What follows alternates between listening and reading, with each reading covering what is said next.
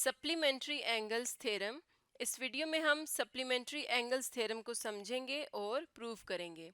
Supplementary angles वो angles होते हैं जिनका सम हमेशा 180 आता हो। कोई से ऐसे दो एंगल्स, जैसे फॉर एग्जांपल हमारे पास इस तरह से एक एंगल है और दूसरा एंगल इस तरह से दिया गया हो, तो ये जो दो एंगल्स हैं इनको जब हम ऐड करते हैं, अगर ये एक स्ट्रेट लाइन पर आ रहे हों या अगर इनकी मेजरमेंट इस तरह से हो, फॉर एग्जांपल ये अगर 80 डिग्रीज है और ये 100 डिग्रीज है, इनका सम अगर 180 आ रहा है तो ये सप्लीमेंट्री एंगल्स कहलाएंगे। तो थ्योरम की स्टेटमेंट देखते हैं। If a straight line stands on another straight line, then the sum of measure of two angles so formed is equal to two right angles.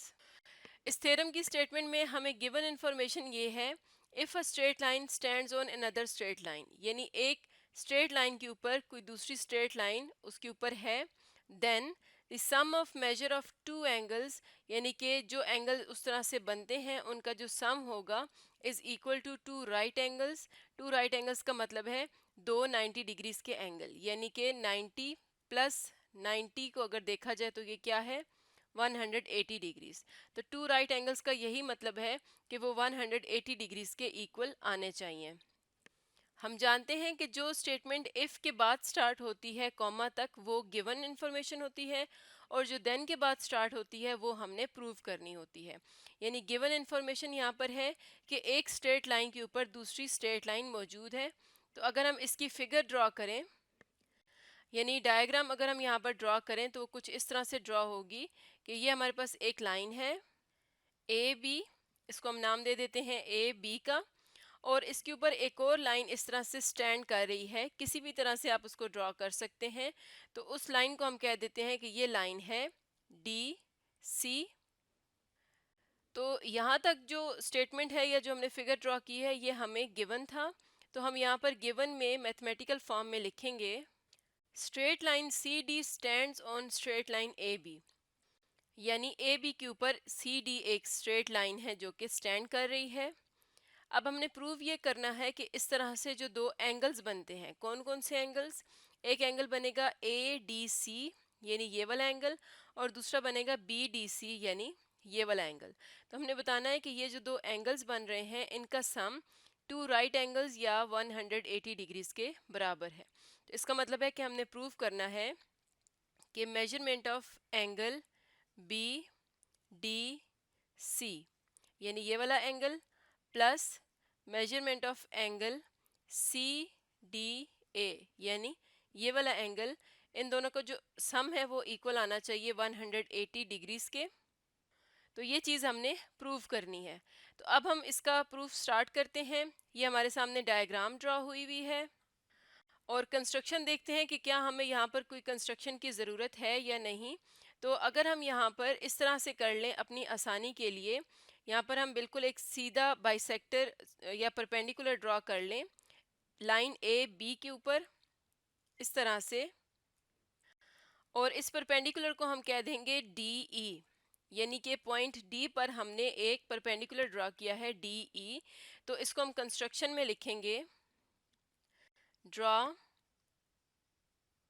Perpendicular, perpendicular का ये symbol होता है perpendicular D E.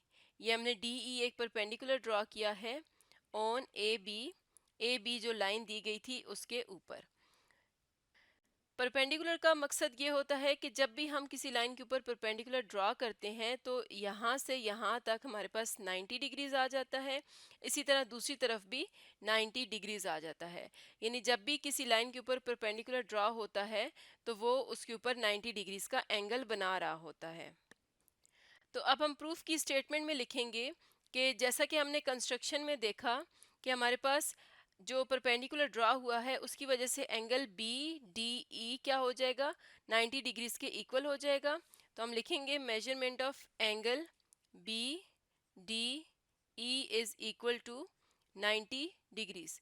इसको हम equation number 1 कह देते हैं, और ये हमारे पास आया था कंस्ट्रक्शन से, तो हम रीजंस में लिख देंगे कंस्ट्रक्शन। इसी तरह से जो दूसरा एंगल ये वाला है ए डी ई, ये भी 90 डिग्रीज है, तो हम यहाँ पर लिखते हैं measurement of angle A D ई और ये भी इक्वल है 90 डिग्रीज के। ये भी जो हमने लाइन ड्रॉ की थी या जो हमने परपेंडिकुलर ड्रॉ किया था उसकी वजह से ही ये 90 डिग्रीज के इक्वल है। इसको हम इक्वेशन नंबर 2 कहेंगे और यहाँ पर भी रीजंस में लिखेंगे कंस्ट्रक्शन। अब नेक्स्ट हम इक्वेशन नंबर 1 और 2 को ऐड कर लेंगे तो हम लिख सकते हैं measurement of angle B D E plus measurement of angle ADE is equal to 90 plus 90। यानी कि हमने इक्वेशन 1 और 2 की लेफ्ट साइड्स को ऐड किया और उनकी राइट साइड्स को भी ऐड किया। यानी हमने इक्वेशन 1 और 2 को ऐड कर दिया है। तो यहाँ पर हम रीजंस में लिखेंगे सम ऑफ इक्वेशन 1 एंड 2। और अगर हम टू प्रूफ में देखें तो हमने प्रूव ये करना है कि एंगल बी डी सी यानी ये वाला एंगल और सी डी ए ये दोनों ऐड होके 180 डिग्रीज बनाते हैं, जबकि हमारे पास आ रहा है एंगल बी डी ई और एंगल ए डी ई आपस में ऐड होकर 180 बनाते हैं। तो अब हम ये देख लेते हैं कि एंगल बी डी ई हमारे पास किस तरह से आया। तो एंगल बी डी ई को देखा जाए तो ये एक इस एंगल को और एक इस एंगल को मिलाकर हमारे पास आ रहा है। तो हम एंगल बी डी ई की जगह पर लिख सकते हैं measurement of angle B D C plus measurement of angle C D ई।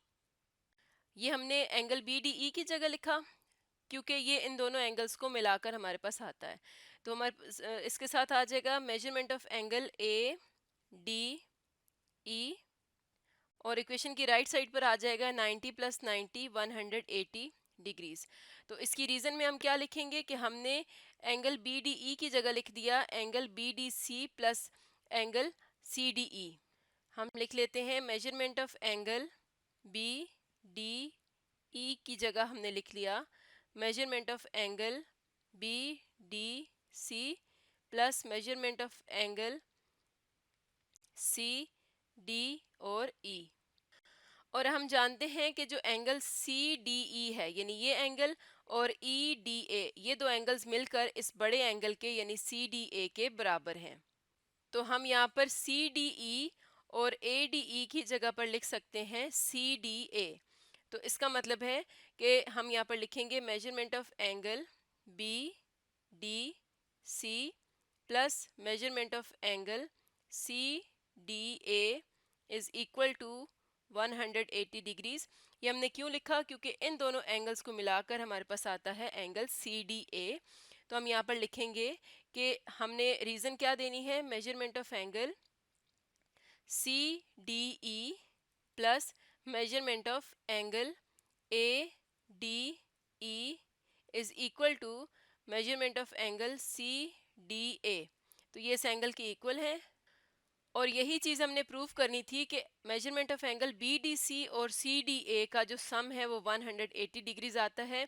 यानी ये दोनों एंगल्स आपस में सप्लीमेंट्री हैं, इनका सम 180 डिग्रीज आता है।